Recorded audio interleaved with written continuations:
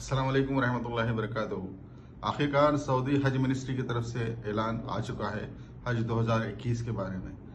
आज जो सऊदी हज मिनिस्ट्री ने जो ऐलान किया है उसके मुताबिक 60,000 हाजी जो सऊदी अरब में मुकीम हैं, सऊदी अरब के नेशनल्स हैं और जो सऊदी अरब में मुकीम हैं वही लोग, और जो जिन्होंने 2 टीके लिए हैं वही लोग हज के लिए रजिस्ट्रेशन कर सकते हैं।